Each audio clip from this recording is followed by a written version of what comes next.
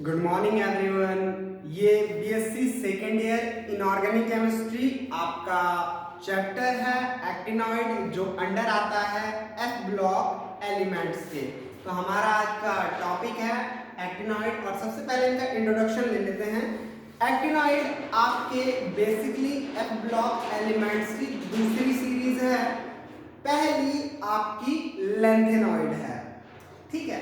आपकी एक्टिनॉइड शुरू होती है 89 से लेकर के और खत्म होती है 103 में, लगभग पूरे के पूरे 15 एलिमेंट्स, ठीक है।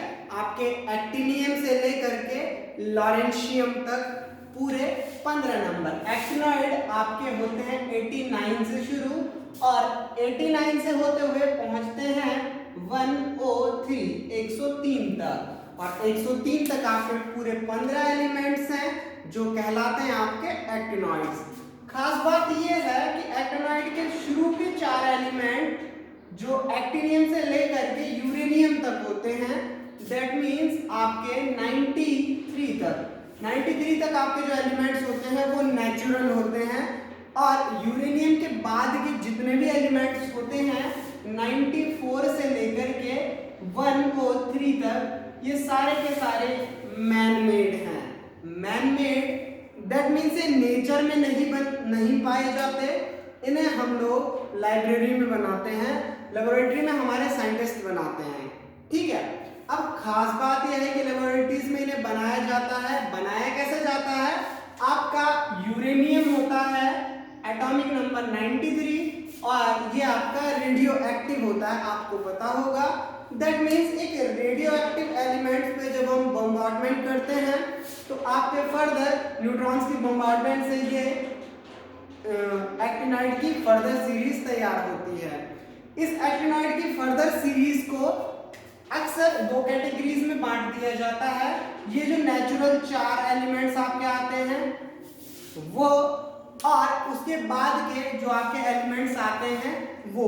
जो नेचुरल 4 एलिमेंट्स हैं वो आपका आता है actinium, thorium, protactinium and uranium, protactinium and uranium. उसके बाद यूरेनियम के बाद बनने वाले सारे के सारे ट्रांस यूरेनियम कहलाते हैं। ट्रांस यूरेनियम सारे के सारे आपके ट्रांस यूरेनियम कैटेगरी में आते हैं। अब ये जो आपके एक्टिनॉइड हैं इनको एक और नाम से जाना जाता है, और ये नाम है आपका एक्टिनोन्स। एक्टिनोन्स, ठीक है। तो एक्टिनोन्स के नाम से जाना जाता है। अब हम एक्टिनॉइड को जान चुके हैं। एक्टिनॉइड में 15 एलिमेंट होते हैं। ये आपके 98 से लेके 103 तक होते हैं। इनमें से 4 नेचुरल होते हैं जो नेचर में पाए जाते हैं, और उसके बाद सारे के सारे जितने भी होते हैं वो यूरेनियम से बनाए जाते हैं, इसलिए इन्हें ट्रांस यूरेनियम भी कहा जाता है। अब बात आती है इनका दूसरा नाम। तो इनका दूसरा नाम है एक्टिनोन्स। जैसे हमने वहां पढ़ा कि एफ ब्लॉक एलिमेंट्स को रेयर अर्थ भी कहते हैं, तो रेयर अर्थ की सेकेंड सीरीज है एक्टिनॉइड्स, और इनको एक्टिनोन्स के नाम से भी जाना जाता है। अब हम देखते हैं एक्टिनॉइड्स का जनरल इलेक्ट्रॉनिक कॉन्फ़िगरेशन क्या होता है। General electronic configuration of actinoid, जैसे हमने लेंथेनाइड का देखा था उसी तरीके से हम देखेंगे एक्टिनॉइड का जनरल इलेक्ट्रॉनिक कॉन्फ़िगरेशन क्या होता है। अब क्योंकि ये सेकेंड एफ सीरीज है तो actinoid basically second F orbitals में आएंगे। अब आपके लेंथेनॉइड 4f में आ रहे थे, आपके एक्टिनॉइड 5th एफ में आएंगे, ठीक है। तो इनका जनरल इलेक्ट्रॉनिक कॉन्फ़िगरेशन होता है 5f0 to 14 6d। अब 6d इसका क्या होता है? फुलफिल नहीं होता। इनका 6d क्या होता है? 0 to 2। 2 कहीं कहीं पे शो करता है, जेन्युइनली 0 होता है, ठीक। और आपका होता है 7s1, ठीक।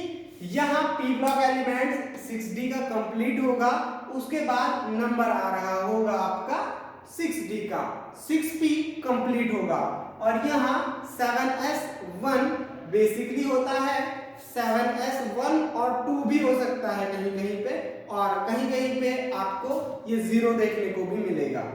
ठीक है, अब 7s अगर ये होता है तो हम इसे लिख देते हैं 0 to 2। जनरली 2 होता है इनर्ट गैसेस के अकॉर्डिंग।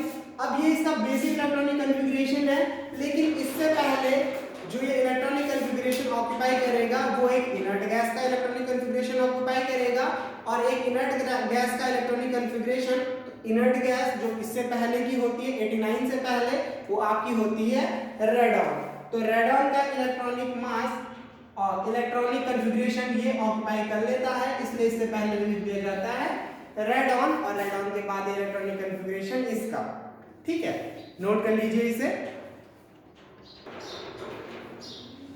अब बात करते हैं कि ये जो हमारे एक्टिनोन्स हैं, एक्टिनॉइड्स हैं, इनके इलेक्ट्रॉनिक कॉन्फ़िगरेशन में वेरिएशन ज़्यादा क्यों मिलता है।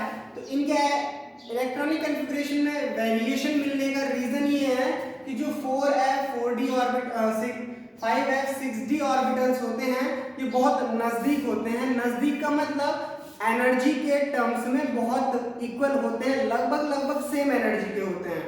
आपको पता है एक इलेक्ट्रॉन्स एनर्जी के फीलिंग्स के इंक्रीजिंग ऑर्डर में एनर्जी के इंक्रीजिंग ऑर्डर में फिलअप किया जाता है, और जब एक इलेक्ट्रॉन एनर्जी के इंक्रीजिंग ऑर्डर में हम लोग फिलअप करते हैं तो हम उसे घटते छोटे से बड़े वाली एनर्जी में रखेंगे।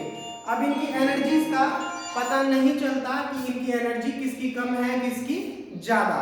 अब जब पता नहीं है किसकी एनर्जी कम है किसकी ज्यादा, तो इनमें वेरिएशन देखने को मिलता है। यही वेरिएशन इनके ऑक्सीडेशन स्टेट को भी अफेक्ट करता है। Oxidation state